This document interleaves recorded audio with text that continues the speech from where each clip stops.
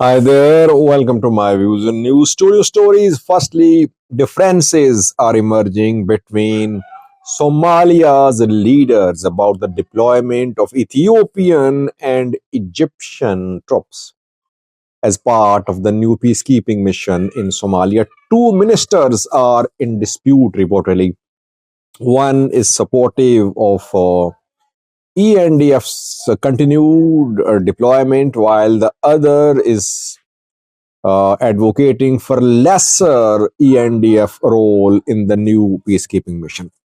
Secondly, Somalia Egypt talks are due to start after a week, it is being reported.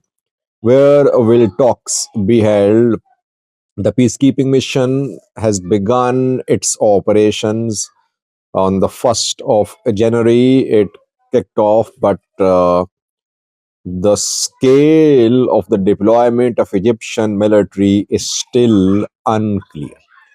Let's start, viewers. It is being reported by Somali news sources that two ministers are in dispute over the issue of deployment of Ethiopian and Egyptian forces in Somalia.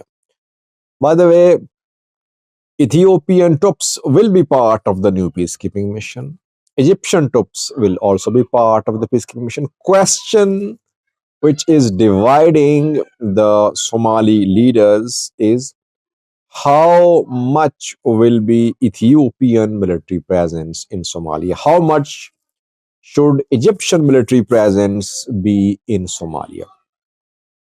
Two ministers traveled Egypt and Ethiopia in recent days. I covered their visits in a video. Ahmed Fiki is Somalia's foreign minister. He visited Egypt a few days ago, and sitting in Cairo, he said that Egypt will be part of the new peacekeeping mission. And secondly, he said that uh, that Somalia has not agreed to give any uh, military access to Ethiopia to the sea. And he said that Somalia has not agreed to give sea access to Ethiopia as well. Talks will be held, technical level talks will be held, and then agreements will be negotiated. While Fiki was in Egypt, well, by the way, Fiki is very critical of Ethiopia. If you remember, when he was appointed after the signing of Ethiopia Somaliland MOU. And the main task behind his appointment was undermining Ethiopia's Somaliland MOU. And I think he did his job very well. He managed to put diplomatic pressure on Ethiopia, and he has been very eager to back to lead Somalia's renewed ties with Eritrea, with Egypt. And that led to serious diplomatic pressure on Ethiopia. So Fiki does not visit Ethiopia generally. He does not meet Ethiopian counterparts generally. He went to Egypt to talk to Egyptian Foreign Minister Badr Abdellaiti about the new peace commission in Somalia, while the State Minister for Foreign Affairs visited Ethiopia. Adil Omar, I think is his name. He met with his Ethiopian counterparts in Addis Ababa. Talks were held and the two ministers returned home. Now, talks are underway among Somalia's leaders about the scale of deployment of Egyptian and Ethiopian troops. Fiki is supportive of greater Egyptian military presence in Somalia, while Adil Omar is supportive of more role for Ethiopian troops in Somalia than for Egyptian troops. Secondly, Fiki is calling for withdrawal of Ethiopian troops. He wants Ethiopian troops to withdraw from Jubaland completely because he accuses Ethiopian government, Ethiopia, of backing Madobe. Madobe elected for 5-year term through a controversial election.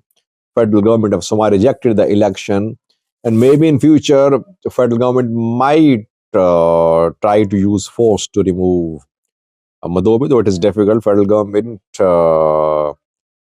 tried an adventure a few days ago by deploying troops to Ras Kamboni, but their federal forces of Somalia suffered a crushing defeat at the hands of Jubaland forces. But no one knows about the future. If Ethiopian troops stay in Jubaland, federal government of Somalia won't be able to exercise its writ there. That is why Fiki group wants removal of Ethiopian troops from Jubaland, Gaidu, etc. Adil Omar, on the other hand, is not advocating for complete withdrawal of Ethiopian troops from Jubaland and from southwest state.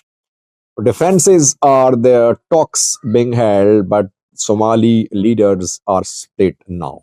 Don't know what will they do.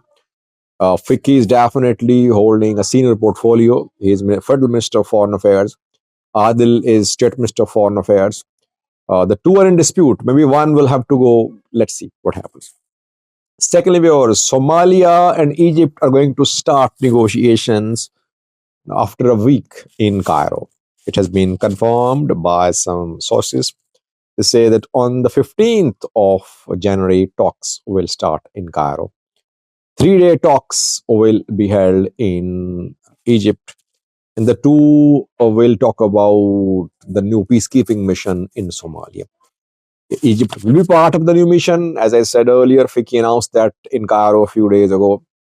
But no one knows how many Egyptian troops will be deployed to Somalia and where will they be deployed. Egypt, we know, has been supplying weapons to Somalia's government. It sent a ship loaded with weapons to Mogadishu government.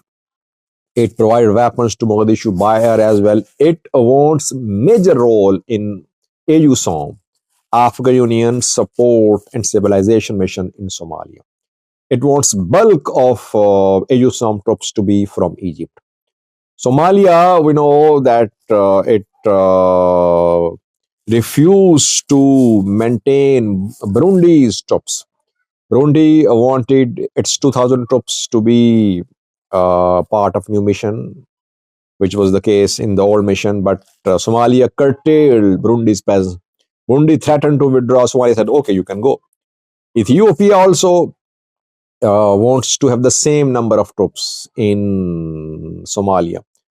If Ethiopia has the same number of troops, Egypt can only enter AUSOM if other countries reduce their contribution in the new peacekeeping mission.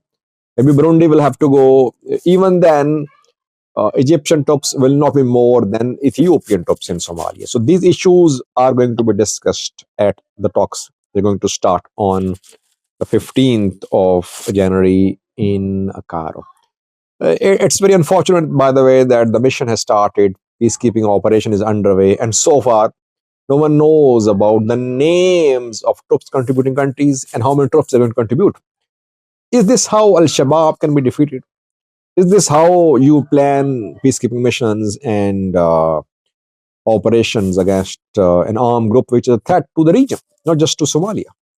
Thanks for watching.